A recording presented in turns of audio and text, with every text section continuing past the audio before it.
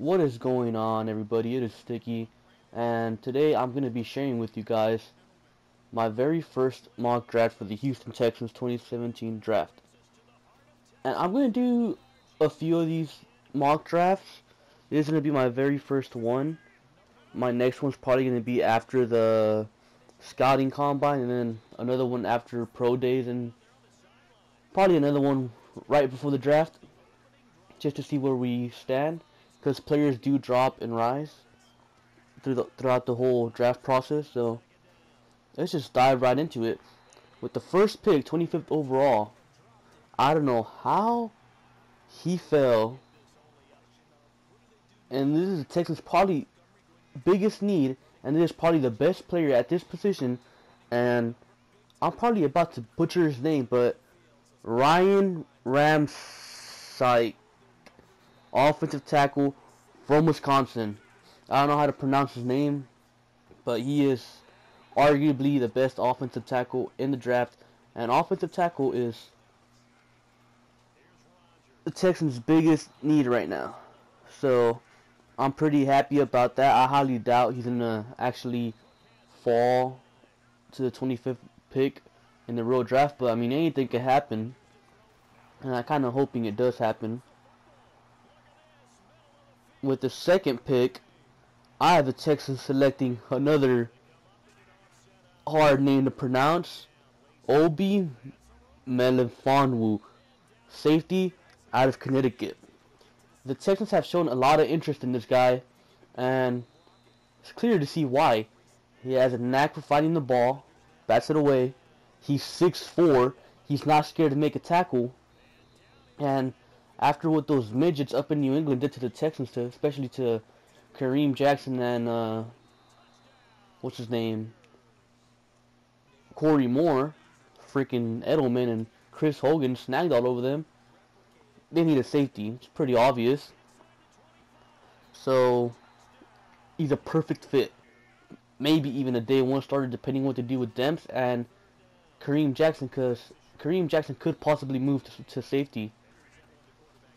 And with my third pick, I selected Anthony Walker Jr., inside linebacker as Northwestern.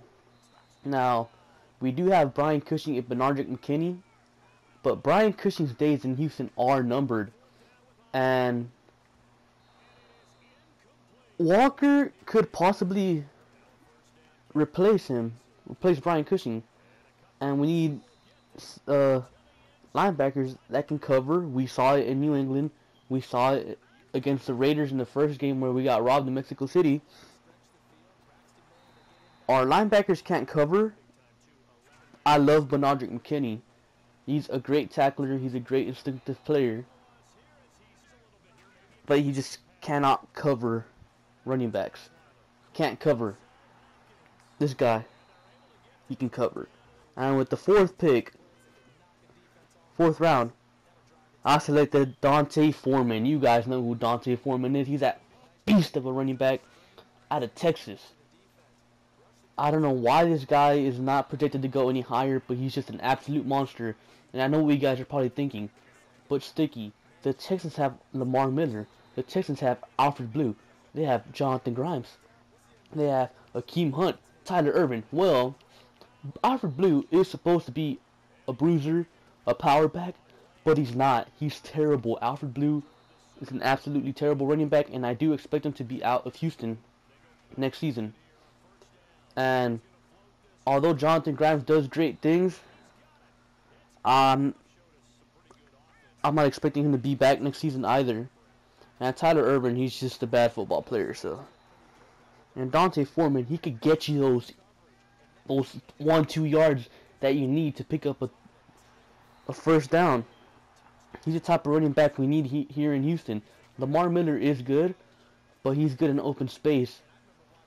Dante Foreman creates space. And the rest of the draft picks are pretty much just development players that you develop and hope they turn into something good. And players for depth, pretty much. And with the fifth pick, I select Aryan Penton, cornerback out of Missouri. He's 5'10".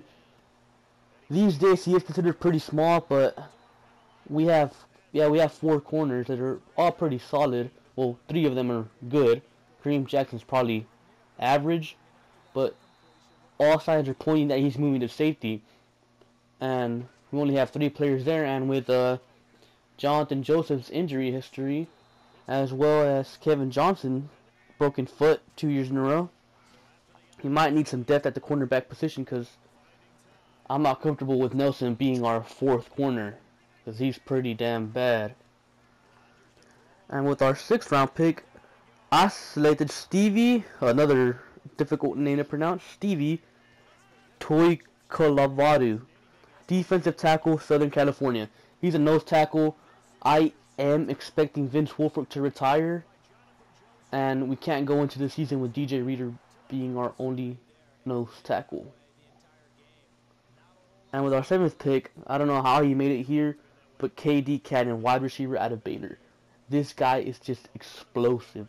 Explosive. Yeah, all he does is run a 9 route, but he makes plays. The Texans need someone that can make plays. And that's all I got for today. Thank you for watching. Make sure to leave a like, comment.